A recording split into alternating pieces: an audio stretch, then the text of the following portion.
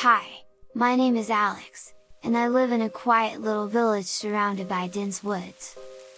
Every night, a chilling tale circulates among the kids about the Wandering Wraith. They say it's a ghostly figure that roams the woods, searching for its lost soul. I never believed in such stories until one fateful night when everything changed. It was the night of a full moon, and the village was draped in an eerie glow. My friends and I decided to test our bravery and explore the woods. We giggled nervously as we ventured deeper, hoping to catch a glimpse of the Wandering Wraith. As we walked through the dark, tangled trees, a strange feeling washed over me. It felt like we were being watched. Goosebumps rose on my arms, but I brushed it off as nerves. My friends seemed just as spooked. Suddenly, we heard a faint, mournful cry in the distance. The woods seemed to grow even darker, and an unnatural chill filled the air.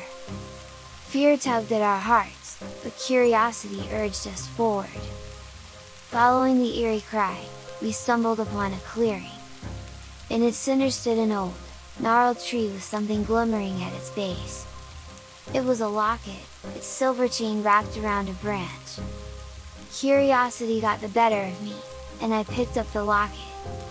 It was engraved with strange symbols and seemed to hum with an eerie energy. As I held it in my hands, a voice whispered in my mind, "Set me free." I was both fascinated and frightened by the locket's allure.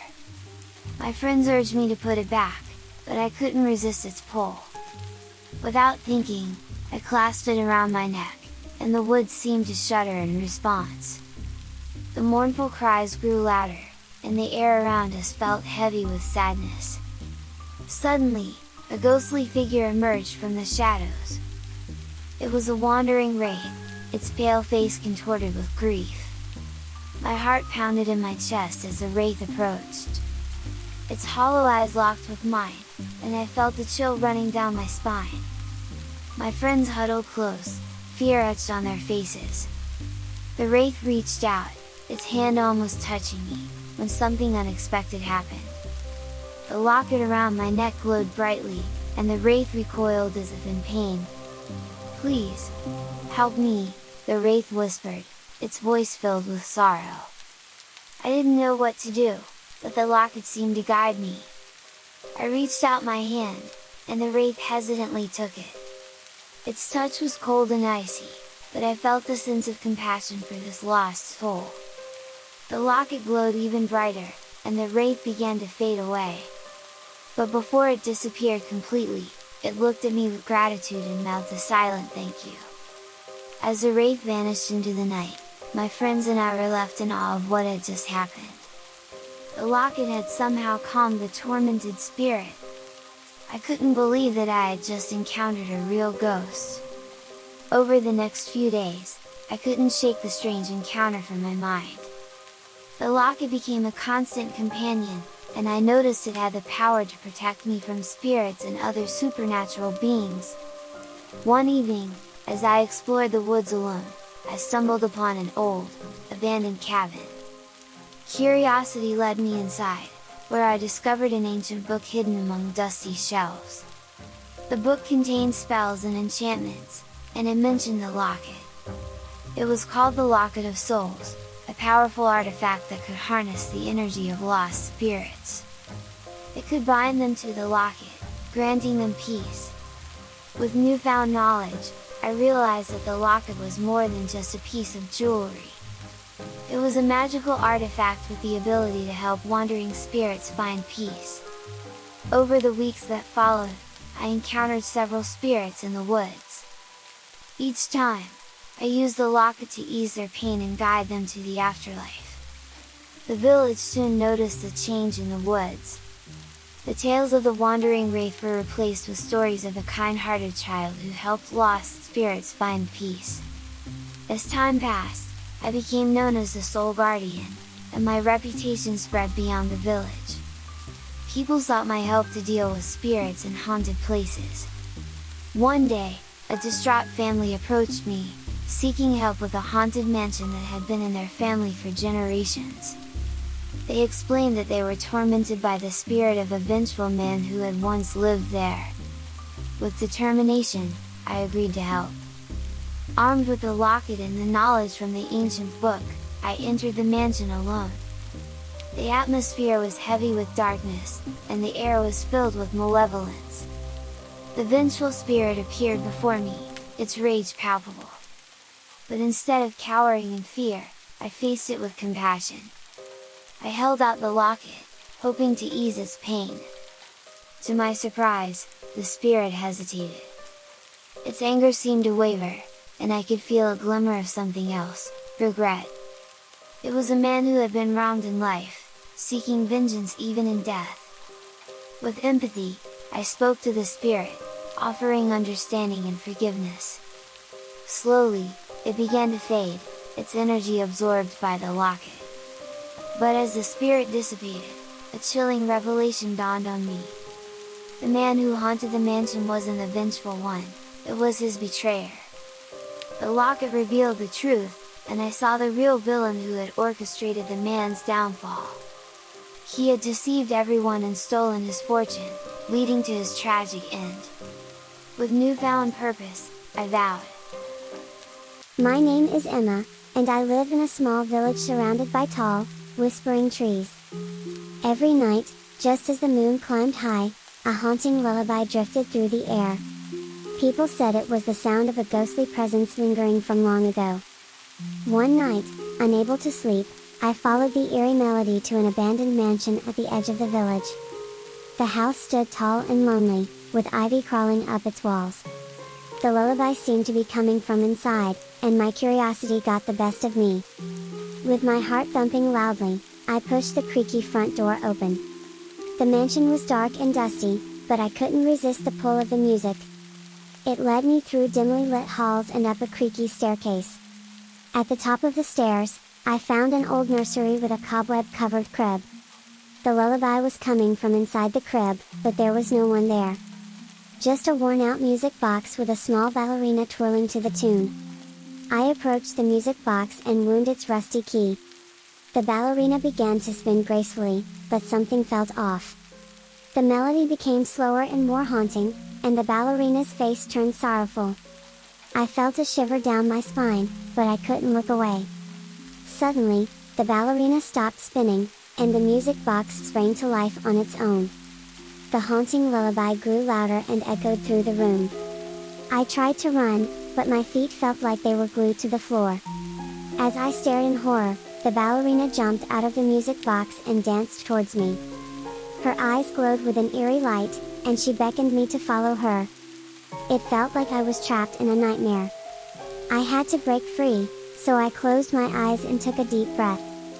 Summoning all my courage, I ran out of the nursery and down the stairs, the haunting melody still echoing behind me. I fled from the mansion, vowing never to return. But the haunted lullaby haunted my dreams that night and the nights that followed. Each time I closed my eyes, I saw the sorrowful ballerina dancing in the darkness. I couldn't escape the melody's grip on my mind.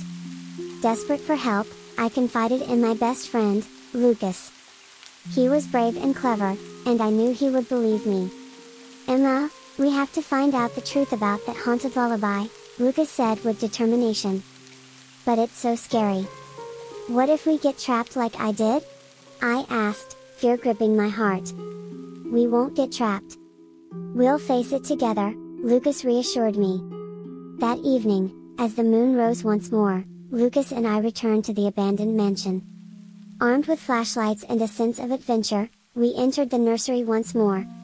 The haunting melody filled the room again, but this time, Lucas wasn't afraid.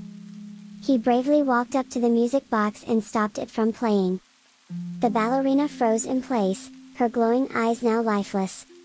"We need to find out why this lullaby is haunting us," Lucas said, investigating the music box. As we searched the mansion, we discovered an old diary hidden in a dusty attic. It belonged to a young girl named Isabella, who had lived in the mansion many years ago. The diary revealed her love for dancing and the music box. Isabella had learned a special lullaby from her grandmother, who was a skilled musician. She cherished the melody and believed it brought her comfort. But as she grew older, the lullaby began to change, becoming haunting and eerie. In her diary, Isabella wrote about strange dreams and a ballerina coming to life, just like the one we had seen. She was scared but determined to solve the mystery. We learned that Isabella's grandmother had enchanted the music box to protect the lullaby from being misused. But as Isabella's fear and sorrow grew, the enchantment backfired, turning the once comforting melody into something sinister. Lucas and I knew what we had to do. We had to find a way to break the enchantment and free Isabella's spirit from the haunting lullaby. With the diary as our guide, we gathered the ingredients needed to perform a counter spell. We returned to the nursery, where the ballerina still stood motionless. As we recited the spell, a soft glow enveloped the ballerina, and the haunted melody gradually turned sweet and gentle. Isabella's spirit appeared before us, smiling gratefully. "Thank you for setting me free," Isabella said. "I was trapped by my own fear and sorrow." "We're glad we could help," I replied, feeling a sense of relief. Isabella explained that she had clung to her lullaby even after her grandmother's passing, but her negative emotions had tainted the enchantment. She had to confront her fears and find peace to break free. As the first rays of morning sunlight touched the mansion, Isabella's spirit ascended peacefully, leaving behind the music box and the nursery. The haunted lullaby was no more. From that day on, the village was free from the haunting melody. Lucas and I had faced our fears and helped a lost spirit find peace. We knew we'd never forget the haunting adventure we shared, and we became even closer friends. And so, the haunting lullaby turned into a heartwarming tale of friendship and courage that we shared with the other children in the village. The abandoned mansion became a place of wonder and mystery, and no longer haunted by fear, but filled with stories of bravery and hope. My name is Max, and I live in a small town that has a spooky legend called the Midnight Game. It's said that if you play the game, a malevolent spirit will come after you, and the only way to survive is to follow the rules. Everyone warned me not to play it, but curiosity got the better of me. One stormy night, my friends and I gathered at my house for a sleepover. As the clock struck midnight, we decided to test our bravery and play the Midnight Game. To start the game, we needed a piece of paper, a candle, and a box of matches. We wrote our names on separate papers and placed them in a circle around the candle. We each took turns striking the match, and when it was my turn, my hands trembled. I lit the candle, and the room was instantly filled with an eerie glow. We chanted the words together, inviting the spirit to play with us. "Midnight Man, come and play!" In the dark, we wished to stay. At first, nothing happened, and we giggled nervously. But as the minutes passed, we heard a soft whisper in the wind. The room grew colder, and shadows danced on the walls. The atmosphere was charged with an unsettling energy. Suddenly, the candle flickered and went out. Panic surged through us, and the room plunged into darkness. We felt a chilling presence surrounding us, and fear gripped our hearts. "Keep moving! Don't let the Midnight Man catch you," I urged my friends. We stumbled through the dark, trying to stay together. Each of us held a small flashlight, hoping it would keep the malevolent spirit at bay. As we wandered the house, strange things started happening. Doors slammed shut, and eerie whispers echoed in the halls. My heart raced, and I wished we had never played the game. We had to avoid the Midnight Man until 3:33 a.m. But as the minutes dragged on, I could feel the malevolent spirit drawing closer. I caught glimpses of dark shadows darting through the corners of my eye. My flashlight flickered, and I was separated from my friends. Panic surged through me, and I ran through the darkness, calling their names. But my pleas only echoed back, and I felt utterly alone.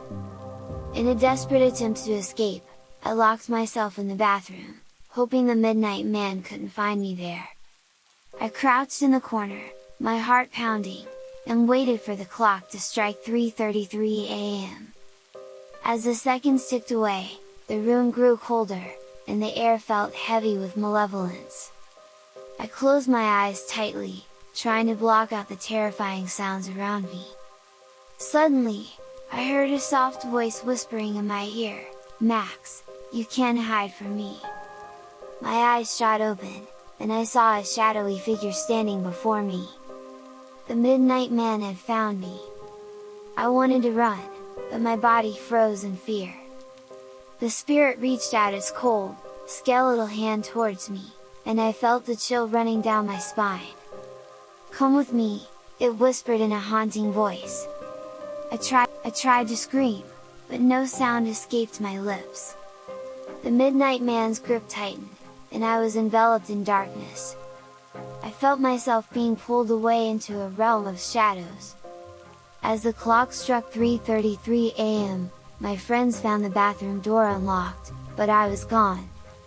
They searched the house frantically, but there was no sign of me. I had vanished without a trace. The legend of the Midnight Game spread through the town, and my friends were haunted by guilt and grief. They blamed themselves for playing the game, knowing it had led to my disappearance. Years passed, and my friends never forgot what happened that fateful night. They tried to move on, but the memory of me, lost in the darkness, haunted them. As for me, I remained trapped in the realm of shadows, unable to escape the Midnight Man's grasp. I wandered through the darkness, a ghostly figure doomed to never find peace. The Midnight Game had a twist no one expected. It wasn't just a legend, it was a malevolent force that fed on fear and despair. And that night, it claimed me as its eternal victim. My friends never played the Midnight Game again, but the memory of that terrifying night haunted them forever. They learned a hard lesson about the dangers of dabbling in the unknown. And so, the tale of the Midnight Game became a chilling cautionary story for the children of the town. They were warned never to play with the supernatural and to cherish the safety of the light, for once you venture into the shadows, you may never return. Hi, my name is Sarah, and I want to share a spooky story about the mirror's reflection. It all began when my family moved into an old, creaky house. The house had a peculiar history, and everyone in the town spoke of the eerie occurrences that happened there. One day, while exploring the house, I stumbled upon an ornate mirror in the attic. The mirror was dusty and cracked, but it had a strange allure that drew me in. As I looked into it, I noticed a faint reflection that didn't quite match my own. Curiosity got the better of me, and I reached out to touch the glass. Suddenly, the reflection seemed to come alive, its eyes gleaming with a mischievous glint. Startled, I pulled my hand away and looked again, but the reflection was now back to normal. I convinced myself it was just a trick of the light and dismissed the strange occurrence. But from that day on, peculiar things started happening whenever I looked into the mirror. At night, I could hear faint whispers and giggles whenever I stood before it. The mirror seemed to have a life of its own, and it was growing more and more unsettling. One evening, as I brushed my hair in front of the mirror, the reflection's lips moved in sync with mine, as if it was mimicking my every move. I screamed and ran out of the room, too terrified to return. I tried to tell my parents about the strange happenings, but they brushed it off as my imagination running wild. "It's just an old mirror, Sarah. There's nothing to be afraid of," they said. Determined to prove that the mirror was haunted, I decided to conduct some investigations of my own. I asked my best friend, Lily, to help me uncover the truth. One night, Lily and I sat before the mirror, holding a candle to light up the attic. As we stared into the glass, the reflection's eyes seemed to glow with an unnatural light. "Say something," Lily urged, her voice trembling. I hesitated for a moment before asking, "Who are you?" To our astonishment, the reflection spoke back, its voice a haunting whisper. "I am you, Sarah. Your darkest fears and desires." My heart pounded in my chest as I realized that the mirror was no ordinary looking glass. It was a portal to a world of shadows and secrets. Lily and I continued our investigation, trying to learn more about the mirror's origins. We searched the dusty attic for any clues or hidden documents. Hidden beneath a stack of old books, we found a journal belonging to the previous owner of the house. In its pages, we uncovered a chilling tale of a witch who had cursed the mirror centuries ago. The witch, known as Esmeralda, had been banished from the village due to her dark practices. In a fit of rage, she enchanted the mirror, hoping to trap the souls of those who dared to gaze upon it. As Lily and I read the journal, we notice that the reflections in the mirror seem to change with each passing moment. They show twisted versions of ourselves, hinting at the darkness within our hearts. We knew we had to break the curse, but we had no idea how to do it. We sought the help of Mrs. Smith, the wise old lady who lived on the outskirts of the village. She was rumored to possess knowledge of ancient rituals and magic. Mrs. Smith listened to our tale with a grave expression. "The curse on the mirror is powerful, but there might be a way to break it," she said. She explained that we needed to find a special amulet hidden in the depths of the forest. The amulet had the power to counter the mirror's enchantment and break the curse. With renewed determination, Lily and I ventured into the heart of the forest, guided by Mrs. Smith's instructions. The woods were dense and eerie, but we pressed on, our hearts filled with hope. After what felt like an eternity, we stumbled upon a hidden cave. Inside, we found an ancient chest, its lid adorned with intricate engravings. As we opened the chest, a bright light filled the cave, revealing the sacred amulet. It was a beautiful pendant with a glowing gemstone at its center. With the amulet in hand, we rushed back to the house, hoping to break the curse once and for all. But as we approached the mirror, a sinister laughter echoed through the attic. "You think you can break my curse? Think again!" The mirror's reflection taunted. Undeterred, Lily and I recited the incantation taught to us by Mrs. Smith, holding the amulet close to the mirror. The mirror trembled, and the reflections twisted and contorted in agony. For a moment, it seemed like we had succeeded.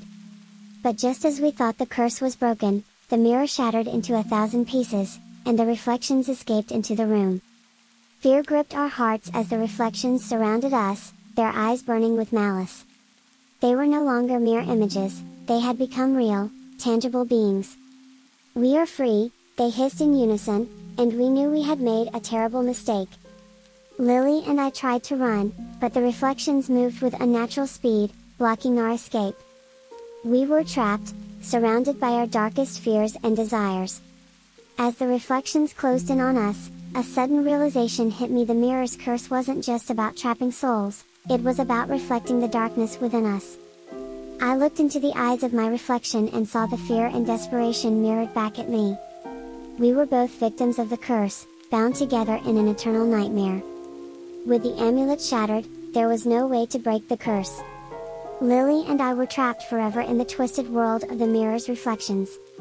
And so, the tale of the mirror's reflection became a chilling legend in the village. The cursed mirror was locked away in the attic, a haunting reminder of the dangers of meddling with dark magic. Lily and I became the lost souls of the mirror, our reflections forever haunting the old, creaky house. The darkness within us had been unleashed, and there was no escape from the haunted depths of the cursed mirror. My name is Emily, and I live in an old, mysterious mansion on the outskirts of town. Ever since we moved in, strange things have been happening. At night, I would hear faint whispers in the walls, like secrets being shared in hushed tones. One evening, as the sun set, the whispers grew louder and more persistent. It felt like the walls were trying to communicate with me. Curiosity got the best of me, and I decided to follow the sound. As I pressed my ear against the wall, the whispers turned into eerie giggles. They seemed to be coming from behind a bookshelf. I cautiously pushed the heavy wooden shelves aside, revealing a hidden passage. The passage was dimly lit by flickering torches, and a chilling breeze flowed from within. Against my better judgment, I stepped inside, drawn by an inexplicable force.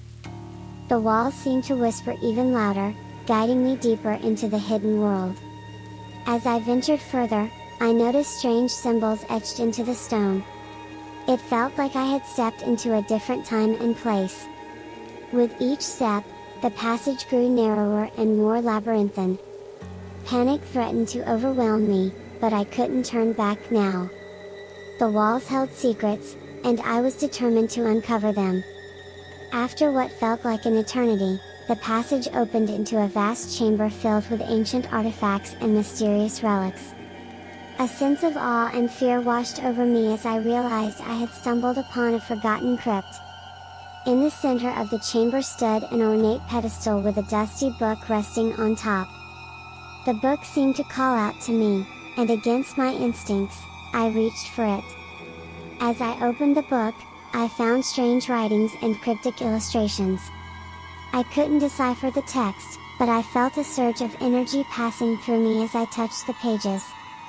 Suddenly, the walls around me trembled, and the whispers turned into haunting cries. I tried to leave, but an invisible force kept me trapped inside the chamber. The crypt had awakened, and I had unwittingly released its malevolent spirits. From the shadows emerged ghostly figures, their eyes filled with sadness and rage. They seemed to be trapped souls seeking vengeance. I felt a wave of terror wash over me as I realized the grave mistake I had made. "I'm sorry. I didn't mean to disturb you," I cried out, but my pleas fell on deaf ears. The spirits closed in around me, their icy touch sending shivers down my spine. I tried to run, but the passage had vanished, leaving me trapped in the crypt. As the spirits surrounded me, I closed my eyes and held my breath, hoping they would pass through me. But their presence only grew stronger, and I could feel them draining my energy. In a desperate attempt to escape, I remembered the book. With trembling hands, I flipped through its pages, searching for a way to banish the malevolent spirits. A spell caught my eye, and I read it aloud with all the strength I could muster. The crypt trembled again, and the spirits let out mournful wails. For a moment, it seemed like the spell would work. But just as I thought I was safe, the spirits' cries intensified, and the crypt grew darker. I had only angered them further. My heart sank as I realized there was no escape. As the spirits closed in around me, I made my peace with what seemed like an inevitable fate. I had unleashed something beyond my understanding, and now, it was consuming me. As the night wore on, my family grew worried when I didn't return. They searched the mansion, calling my name, but I was nowhere to be found. The whispers in the walls had claimed me. Years passed, and my family moved away from the haunted mansion, haunted by the memory of my disappearance. They could never forget the night I ventured into the hidden passage and never returned. The mansion became a haunting reminder of the tragedy that had befallen our family. The walls still whispered, but the secrets they held remained locked away, undisturbed. And so, the tale of whispers in the walls became a chilling legend in our town. Children were warned never to explore old, mysterious places without caution, for they might awaken forces beyond their control. As for me, my fate was sealed within the crypt, where I remained trapped for eternity, just another whisper in the walls of the haunted mansion. Once upon a time, in a quiet little town, I lived in a cozy house with my family. My name is Tim, and I was 7 years old. Most nights, I would go to bed without any trouble, but something strange started happening lately. Every night, when the lights went out, I noticed a shadow creeping from beneath my bed. It looked like a spooky figure, lurking in the darkness. At first, I thought it was just my imagination, but soon, I realized it was real. One evening, I mustered up the courage to investigate. I grabbed my teddy bear, Mr. Cuddles, for comfort and tiptoed towards the bed. The shadow moved and swayed like a ghostly dance. My heart pounded like drums in my chest. Who are you?" I stammered, my voice trembling. The shadow didn't reply but continued to twist and turn, almost as if it was playing with me. I decided to be brave and reached out to touch it. But as my hand drew near, it vanished. I couldn't believe my eyes. Frightened but curious, I asked my big sister, Sarah, for help the next day. She was 12 and knew a lot about mysteries. Together, we tried to find clues about the shadow under my bed. "I think it might be a friendly ghost," Sarah said, trying to comfort me. "But it's so scary." "Why is it under my bed?" I asked, feeling puzzled. Sarah thought for a moment and said, "Maybe it's lost, and it needs our help to find its way home." We decided to call the shadow Shade because it was like a shadow but also a friend. Every night, I would talk to Shade and share stories about my day. Sarah even suggested leaving little toys under the bed for Shade to play with. As days went by, Shade's visits became less scary and more comforting. I felt like I had a special friend watching over me at night. But one night, something strange happened. I woke up to a soft whisper, "Come with me, Tim." I looked around but couldn't see anyone. The voice seemed to come from under the bed. Was it Shade? I wasn't sure. Part of me wanted to see what was under there, but another part was too scared. Curiosity got the better of me, and I carefully slid off my bed. I crouched down and peeked under. To my surprise, I saw a hidden passage leading into darkness. It looked like a secret tunnel. Where does it lead? I wondered aloud. My adventurous spirit took over, and I decided to explore the mysterious tunnel. I crawled on my hands and knees, holding Mr. Cuddles tightly for comfort. The tunnel was dark and winding, but I kept going. I could hear faint giggles echoing from the shadows. The tunnel seemed to go on forever, but I wasn't afraid anymore. I was on an adventure, and Shade was guiding me. Finally, I reached a hidden room filled with glowing crystals and friendly creatures. They were like small fairies, twinkling with joy. They greeted me with smiles and offered me sparkling treats. "Welcome, Tim. We've been waiting for you," one of the fairies said.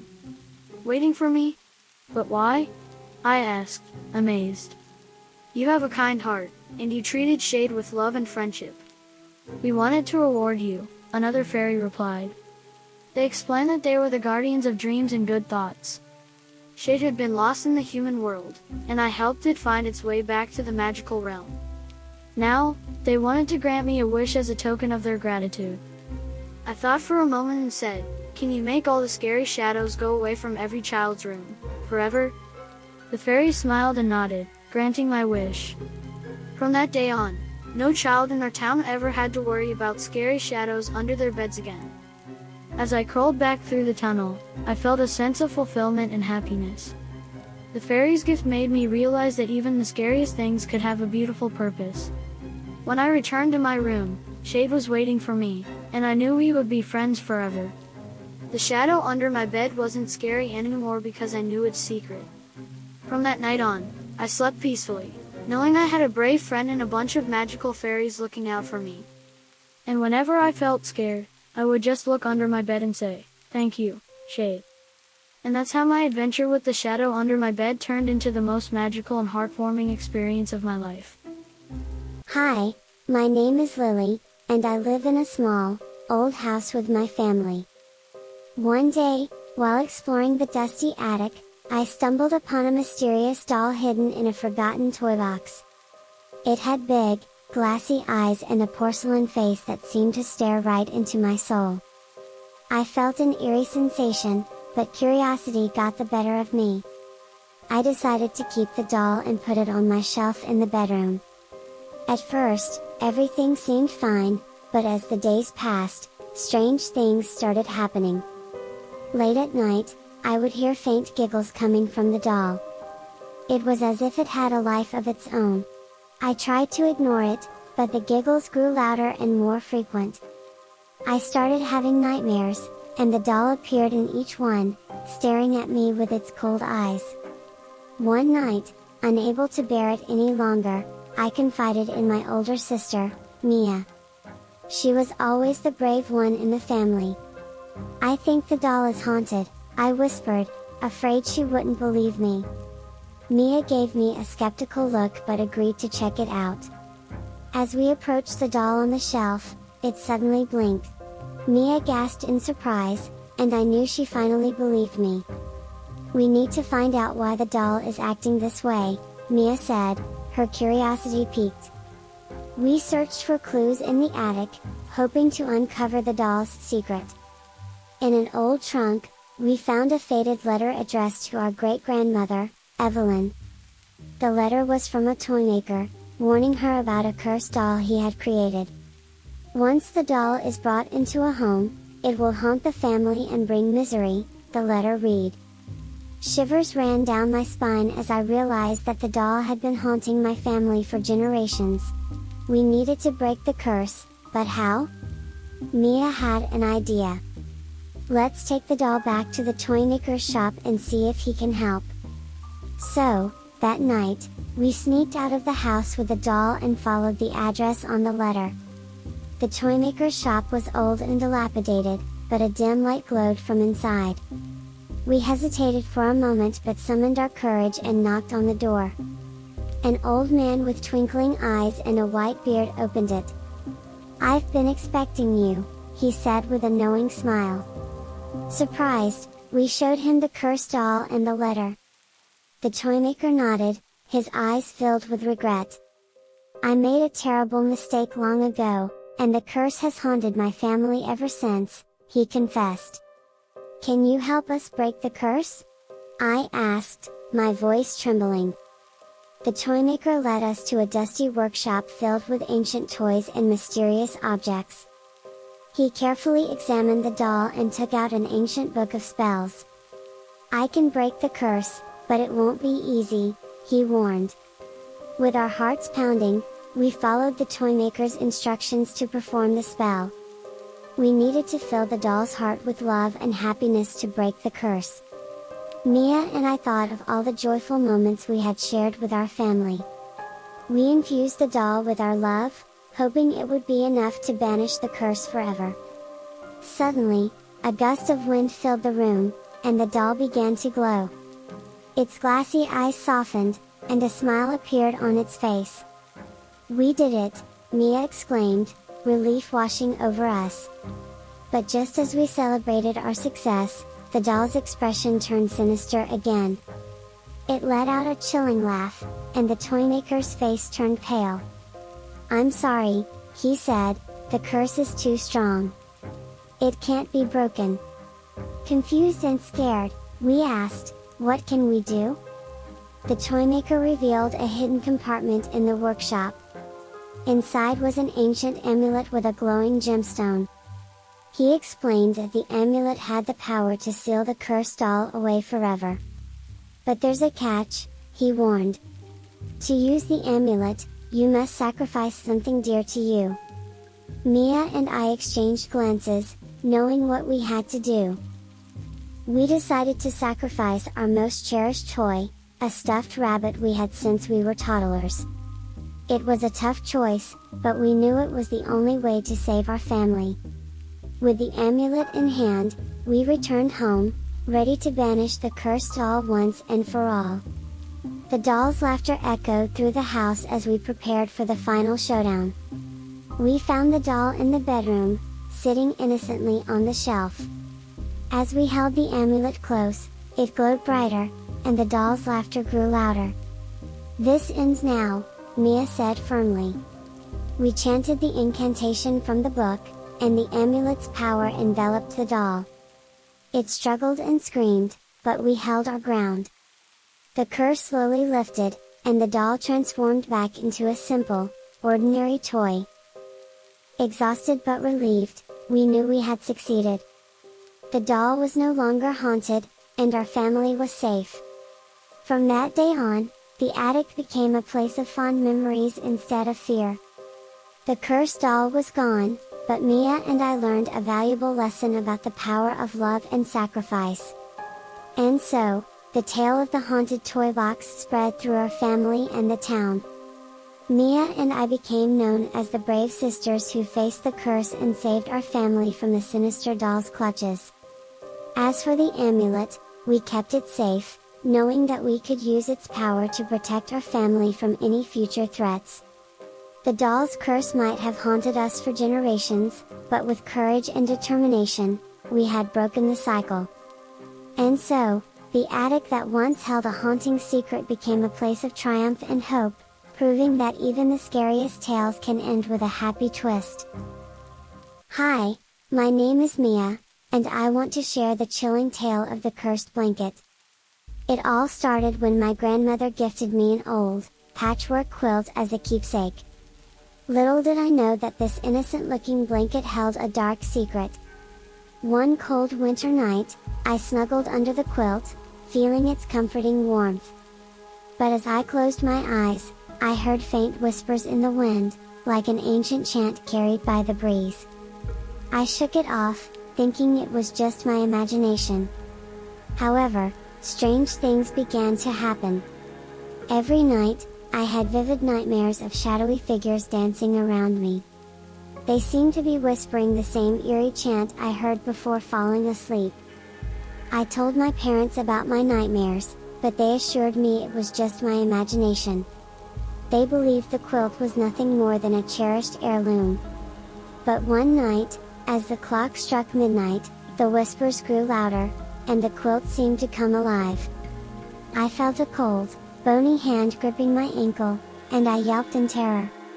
I quickly pulled the blanket off and threw it aside. To my horror, I saw a faint outline of a face on the fabric, a twisted, malevolent face that sent shivers down my spine. I couldn't bear to keep the cursed blanket in my room any longer. I decided to investigate its origin and find a way to break the curse. My research led me to an old woman named Mrs. Thompson, the village historian. She was known for her knowledge of the town's dark history. I nervously approached her and showed her the quilt. As soon as she laid eyes on it, her face turned pale. "Child, you've come across the cursed quilt of the Winthrop family," she said gravely. "The Winthrop family? Who are they?" I asked, intrigued and scared. Mrs. Thompson explained that the Winthrops were a wealthy family that lived in the village long ago. They were rumored to practice dark magic, but their secrets were well guarded. The curse on the quilt was a result of their sinister practices. It was said that the quilt was enchanted to hold the souls of those who betrayed the Winthrops, and they were doomed to wander the fabric forever. I asked Mrs. Thompson if there was a way to break the curse and free the trapped souls. She nodded and told me about a hidden spell that could release them. But there was a catch. I had to find the missing piece of the quilt, the one that contained the soul of the first betrayer. Without it, the curse could not be broken. Determined to help the tormented souls, I set out on a quest to find the missing piece. Mrs. Thompson warned me of the dangers ahead, but I knew I couldn't ignore their pleas for freedom. As I searched through old records and explored forgotten corners of the village, I stumbled upon an ancient diary belonging to a distant relative of the Winthrops. The diary contained cryptic clues about the location of the missing piece. The trail led me to the abandoned Winthrop mansion on the outskirts of the village. It was a dilapidated, eerie place, but I couldn't turn back now. Inside the mansion, I felt a sense of dread and heaviness in the air. The echoes of the past seemed to linger in every corner. Following the clues from the diary, I discovered a hidden room in the mansion's attic. It was filled with old trunks and dusty relics from the Winthrop family. As I rummaged through the belongings, I found an old wooden chest. My heart raced as I opened it, and there it was, the missing piece of the cursed quilt. The face on the fabric twisted with fury as I held it in my hands. It seemed to be alive, as if the soul of the betrayer was still trapped inside. I knew I had to act quickly to break the curse and free the souls. I recited the spell Mrs. Thompson had taught me and placed the missing piece back into the quilt. A sudden gust of wind swept through the room, and the cursed quilt glowed with an ethereal light. The faces on the fabric contorted in pain, but I could see a glimpse of relief in their eyes. Just when I thought the curse was lifted, a chilling realization hit me: I had forgotten to say a crucial part of the spell.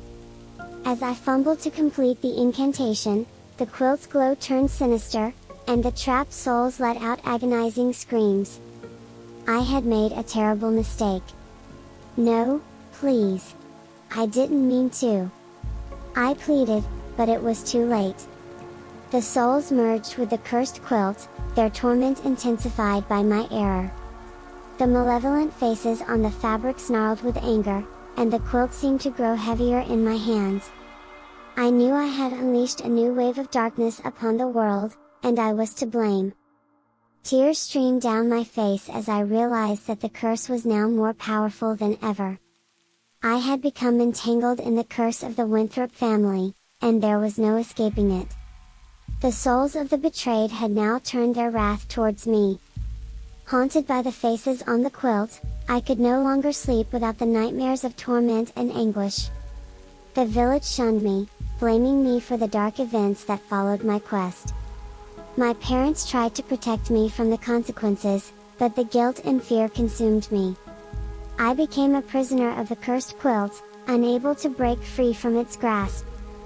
And so, the tale of the cursed blanket became a chilling legend in the village. It served as a cautionary reminder of the dangers of meddling with dark forces beyond our understanding. As for me, I remain haunted by the faces on the cursed quilt, my life forever entwined with the malevolent souls of the Winthrop family. The weight of their anger and my own remorse are the only companions I have in the eternal darkness of the cursed quilt. My name is Jake, and I live in a small, cozy cottage on the outskirts of town. I always thought my house was ordinary, but strange things started happening when the moonlight danced across the sky. One night, I woke up to a soft whisper in my ear, "Jake, you're not alone." I sat up and looked around, but there was no one in my room. I felt a chill in the air, but I tried to convince myself it was just my imagination.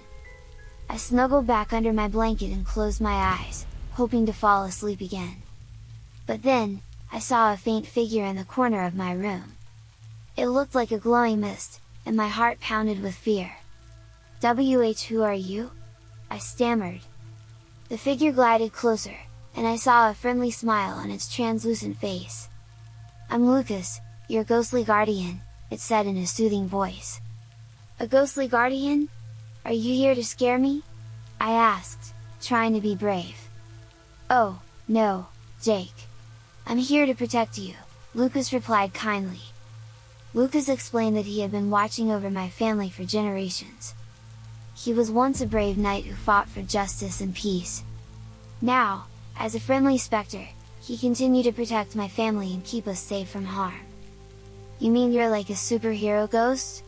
I asked, feeling a mix of awe and excitement. "Yes, you could say that," Lucas chuckled softly.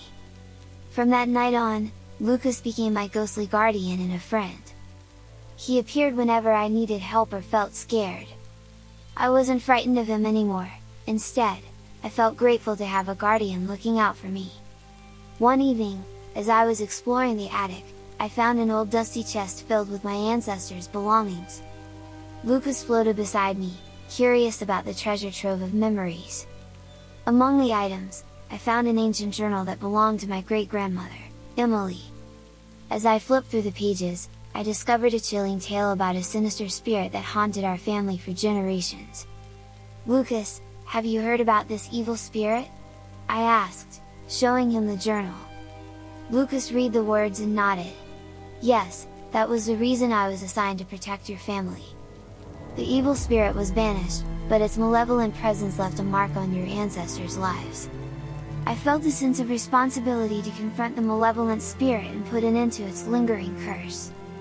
With Lucas by my side, I knew we could face any challenge together. One night, when the moon was high and the stars were bright, I decided it was time to confront the malevolent spirit. Lucas and I ventured into the old cemetery, where the spirit was said to dwell. As we approached an ancient tombstone, a cold wind swept through the graveyard. The ground trembled beneath our feet, and I felt the presence of something dark and foreboding. The malevolent spirit appeared before us, its eyes glowing with malice. "Leave this place, mortals," it hissed. "We won't leave until you stop haunting my family," I said firmly, trying to muster all my courage. Lucas stepped forward, his ethereal glow becoming brighter. "You have caused enough suffering. It's time to end this curse," he said with authority. The malevolent spirit laughed menacingly, but we stood our ground. With a burst of bravery, I took out a necklace that belonged to my great-grandmother. It was passed down through generations and had the power to banish evil spirits. As I held the necklace high, its gemstone glowed with a brilliant light. The malevolent spirit shrieked in pain, and the darkness around it began to fade. "No! I won't be defeated!" it howled. But Lucas and I didn't back down. We chanted ancient words of protection, and the malevolent spirit started to weaken. The necklace's light enveloped it, and it was banished forever. The graveyard became still and peaceful once more, and a warm breeze swept through the air. Lucas smiled at me, proud of our victory. "You did it, Jake! The curse is broken," he said, patting my shoulder. I felt a sense of relief and happiness knowing that my family would no longer be haunted by the malevolent spirit. With Lucas as my ghostly guardian, I knew we could face any challenge together. From that day on, Lucas became not just my guardian, but a beloved friend. He taught me to be brave and kind, and we shared many more adventures together. As years passed, I grew older, but my friendship with Lucas remained strong. Even when I couldn't see him anymore, I knew he was always there, watching over me from the spirit world. And so, the tale of the friendly specter spread throughout the town.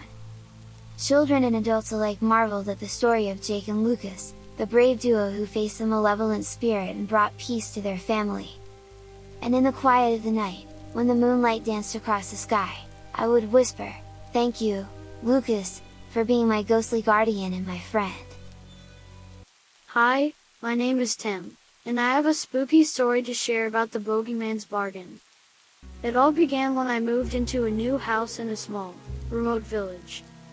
Rumors of a sinister creature known as the Bogeyman haunted the village, and everyone warned me to beware. One night, as I lay in bed, I heard a faint whisper outside my window. Curiosity got the better of me, and I peered through the curtains, expecting to see a neighborhood cat or a branch tapping against the glass. But to my horror, I saw a pair of glowing eyes staring back at me. It was the Bogeyman, a dark, shadowy figure lurking in the darkness. I quickly closed the curtains and tried to shake off the fear. The next night, the whispers returned, and I caught glimpses of the Bogeyman standing just beyond the reach of the street lamp's light.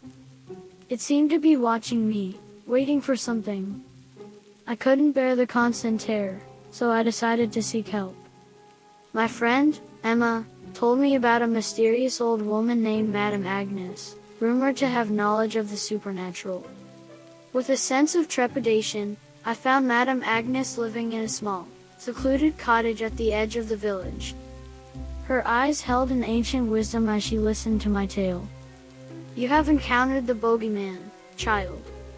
It is a creature of darkness and fear, drawn to those who show vulnerability," she explained. I asked Madame Agnes if there was a way to protect myself from the Bogeyman's malevolence. She nodded and said, "There is a way, but it comes with a price." She told me about an ancient ritual that could ward off the Bogeyman, but I had to strike a bargain. I had to promise something of great value to the creature in exchange for protection.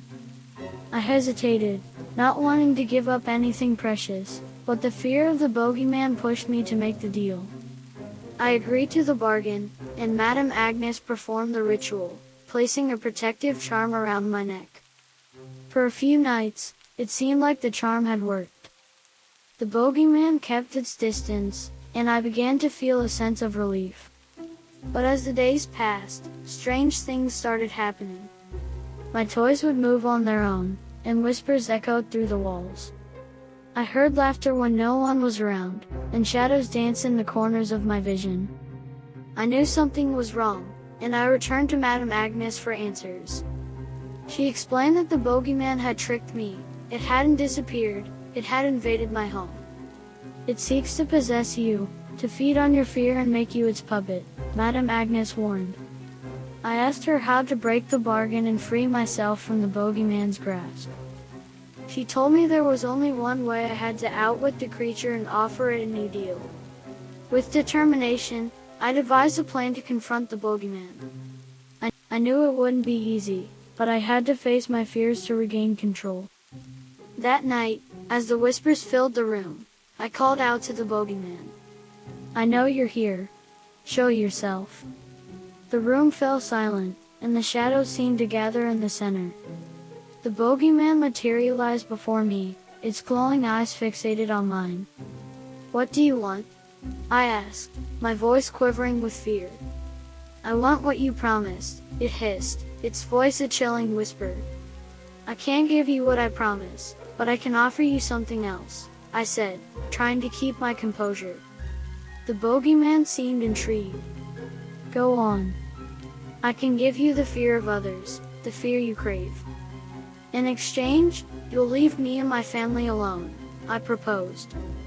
The bogeyman considered my offer, and for a moment, it seemed to hesitate. Very well. But if you fail to deliver, I'll return, and you'll become my eternal prey. With a shaky hand, I held out the charm Madame Agnes had given me. I could feel its power waning as I transferred the fear it had absorbed to the bogeyman. As the bogeyman absorbed the fear, its figure seemed to grow stronger and more imposing. It grinned with malevolence, satisfied with the new deal. From that day on, I became the bogeyman's servant, tasked with collecting the fear of others. I couldn't bear to scare innocent people, so I sought out those who had done wrong and inflicted fear upon others. The villagers soon noticed a change in their lives.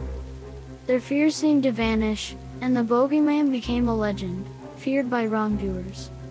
But the burden of being the bogeyman's servant weighed heavily on me. I longed to break free from its clutches and return to a normal life. One night, as I wandered through the woods, I stumbled upon Madame Agnes.